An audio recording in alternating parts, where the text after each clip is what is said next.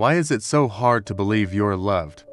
Even when they say it clearly, even when they stay, even when they choose you, again and again, on the surface, everything looks secure. But inside, there's hesitation, a quiet tension, a subtle doubt that never fully leaves. You hear the words, "I love you," but part of you immediately asks, do they really mean it? You see consistency, but you prepare for inconsistency. You receive affection, but you brace for withdrawal. This isn't about being dramatic, and it's not about being ungrateful.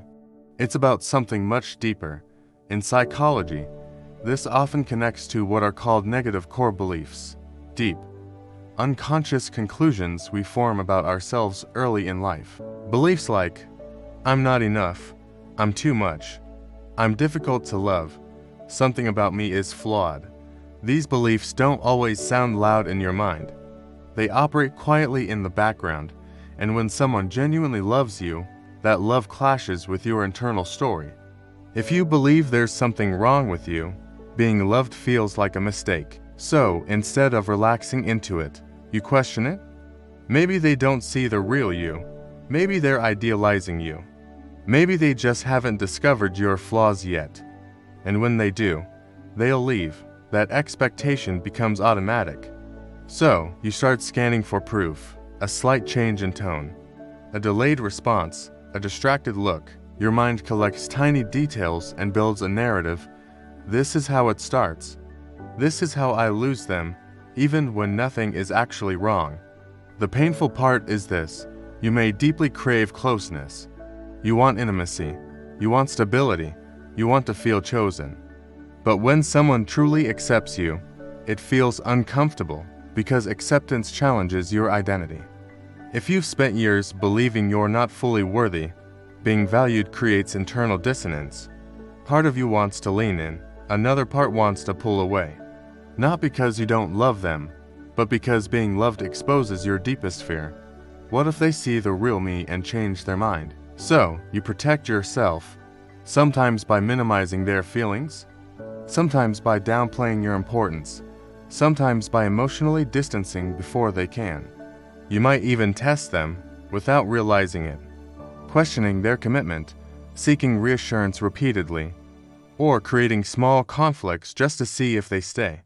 Not because you want drama, but because you want certainty. You want proof that this time is different.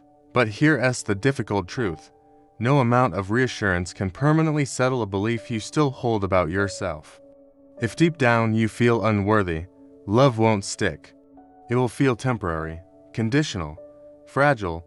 It will slide off the surface of your identity because there's nothing inside anchoring it. That's why some people feel anxious in healthy relationships.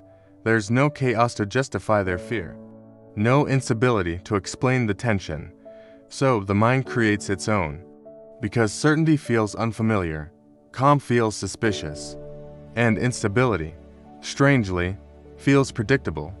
If you grew up needing to earn love, you may still believe love must be maintained through performance, through being impressive, agreeable, useful, perfect.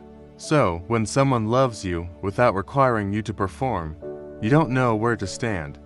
Who are you if you're not earning your place? Real love isn't about proving your worth, it's about sharing it. But that requires something terrifying, believing you already have it. And that belief doesn't come from someone else's validation. It comes from slowly challenging the story you've carried for years, the story that says you're too flawed, too complicated, too ordinary, too broken. You weren't born believing that. You learned it through experiences, through comparisons, through moments of rejection or emotional inconsistency. At some point, your mind concluded, it must be me, and that conclusion became familiar.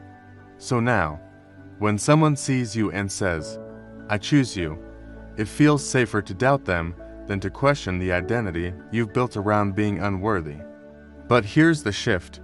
What if their love isn't the illusion? What if the old belief is?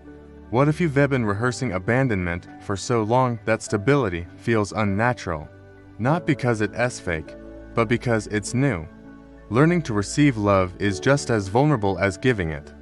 It requires letting go of the protective distance. It requires tolerating the discomfort of being seen. It requires saying, maybe I am worthy of this, and that might be the bravest thing you ever do. Because once you begin believing you are lovable, love stops feeling temporary. It stops feeling like something that will disappear the moment you relax. And instead of asking, when will they leave? You begin asking, how can I show up fully in this connection? The difference is profound. You don't need to become someone else to be loved. You don't need to hide the imperfect parts.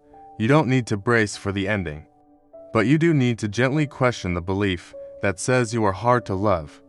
Because that belief, not the relationship, is often the real barrier.